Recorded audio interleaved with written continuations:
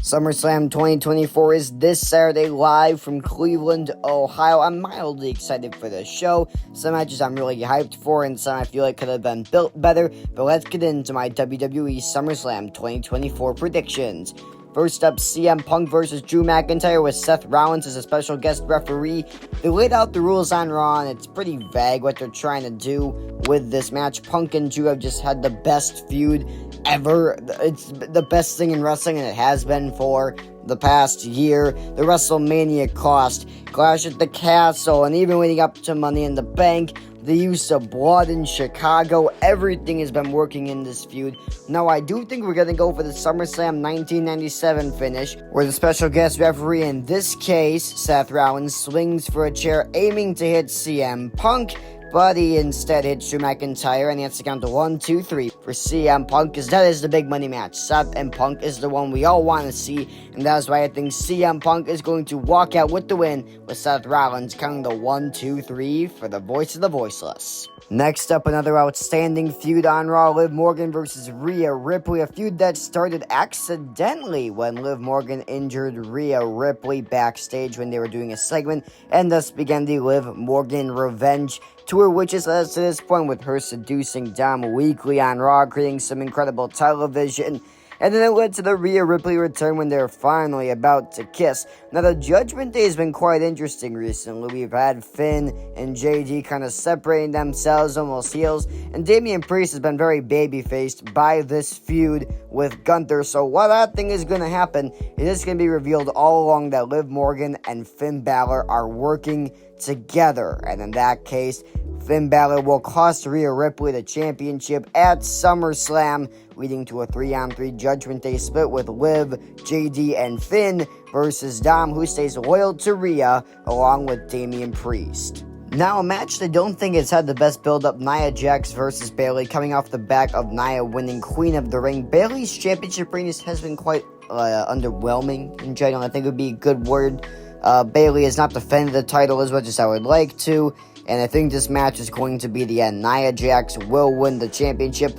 I don't think, spoiler, Gunther is going to win at SummerSlam, so you want to legitimize the King and Queen of the Ring tournament, which I think goes hand in hand with having Nia Jax win, and then she walks around with her best friend Tiffany Stratton being Miss Money in the Bank. I think that could be some great television there, but yes, my official pick is that Nia Jax, once again, is the women's champion. Here is my most anticipated match tonight, Damian Priest versus Gunther for the World Heavyweight Championship. These two have just been firing on all cylinders in a 3-week feud. That's managed to get me more invested than some feuds that have been going on for a literal month.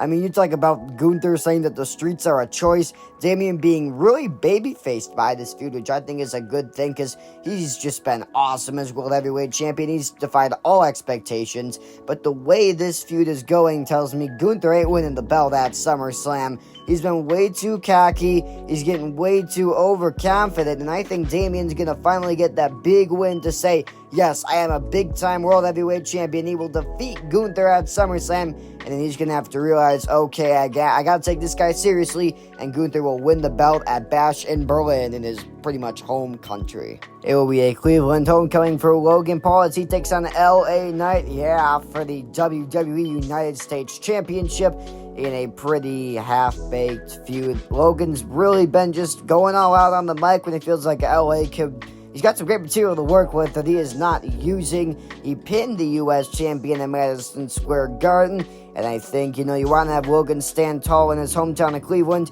Save that for SmackDown. He can easily stand tall in his little Cleveland homecoming he's going to have on SmackDown. And then you look forward to SummerSlam, where Logan Paul will be defeated by LA Knight as he finally gets his crowning moment in the WWE. A little payoff for all of this fantastic work that he's been doing, getting over with the crowd. LA Knight is going to be your United States Champion. The Intercontinental Championship will be on the line when Sami Zayn meets Braun Breaker for the second time after a Money in the Bank match that was quite underwhelming. I think Braun will finally get his moment. It should be a squash. It should be 2 minutes. We've been portraying Braun like this big animal, this monster. Why not show it? Have him just go out there, destroy Sami Zayn, become Intercontinental Champion, making a statement along the way. That's right, I don't think there's a shadow of a doubt that Braun Breaker is going to be your Intercontinental Champion, and this lineage in the past 3 years for this championship is looking very, very good. Boring, repetitive finishes of SmackDown have led to the SummerSlam main event between Cody Rhodes and Solo Sikoa that nobody wants to see these two guys. The view doesn't feel like a SummerSlam main event. It doesn't. Even though Solo pinned the champion, and they got the history dating back to WrestleMania 39, this is not your WrestleMania 2.0 main event. It's the Roman return. It really is just the Roman return. That's what we're looking for here. It's a question of when. I think Cody does overcome the odds. I think he does take out Jacob and the Tongans. At the end of the day, Roman will return after the match, and here is how. Immediately after Cody Rhodes retains the bloodline and jump him in the ring, and as they are about to put him through the announcer's table with a shield bomb, Paul Heyman appears on the stage saying, "Ladies and gentlemen," and he will return with his tribal chief, Roman Reigns. That's right, the big dog's music hits. Not his old big dog, but this new tribal chief big dog kind of crossover between the character.